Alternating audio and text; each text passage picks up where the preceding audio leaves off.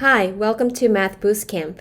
In this lesson, we'll learn to represent numbers using exponents. Exponent allows you to write a repeated multiplication in a simpler way.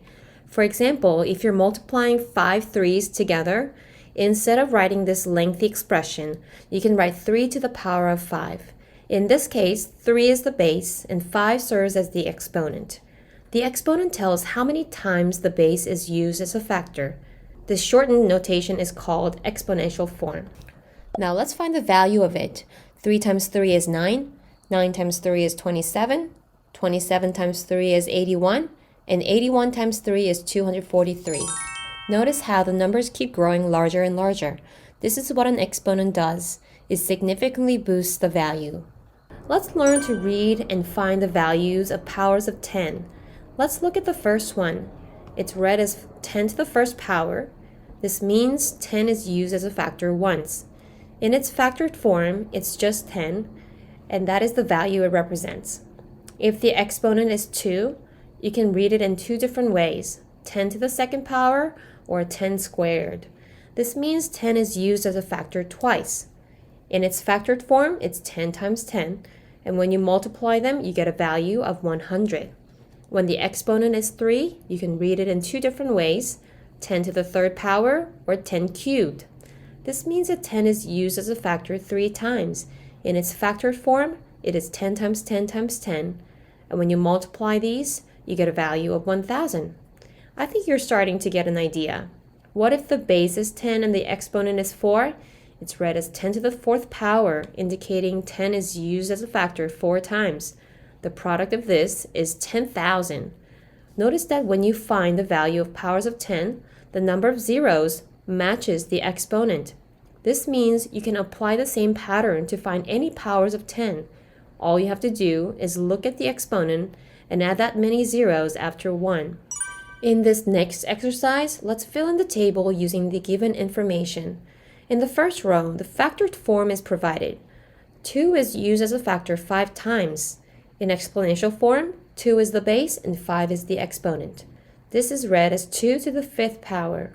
When you multiply, the value is 32. In the next row, you're given the exponential form. 4 is the base and 3 is the exponent. This is read as 4 to the power of 3, or 4 cubed. As a repeated multiplication, it is 4 times 4 times 4. Let's find the value. 4 times 4 is 16. 16 times 4 is 64. In the next row, you're given the word form. 5 to the fourth power means the base is 5 and the exponent is 4. Use 5 as the factor 4 times. 5 times 5 is 25. 25 times 5 is 125. And 125 times 5 is 625. In the last row, you're given the value. How can we represent 121 as a power? I recognized 121 as a perfect square of 11. 11 times 11. In exponential form, it's 11 squared. Now let's compare the two numbers in exponential form. Can you tell which one is greater just by looking at it? It might not be as obvious as you think. So let's find the value of each. 5 cubed means 5 times 5 times 5. 5 times 5 is 25, then 25 times 5 is 125. Let's look at 3 to the fifth power. 3 times 3 is 9. Group another 3 and 3, and you will get another 9. Bring down the last 3. 9 times 9 is 81. Then 81 times 3 is 243. Therefore, 3 to the fifth power is greater. How about this one? 2 to the fourth power is 2 times 2 times 2 times 2. Group two of them together, and you get 4. 4 times 4 equals 16. Now 4 squared is 4 times 4, which also equals 16. Therefore, they are equal. Then what is the value of 2 to the power of 0? We can find it by observing a pattern. Let's list the first 4 powers of 2. 2 to the first power is 2, 2 to the second power is 4, and so on. Notice that if you divide the value of 2 to the fourth power by 2, you get the value of 2 to the third power. Then 2 to the third power divided by 2 is 2 to the second power, and so on. If we continue this pattern, dividing 2 to the first power by 2 should give us the value of 2 to the power of 0.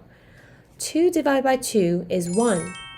This pattern applies to any real number and shows that any real number to the power of 0 equals 1.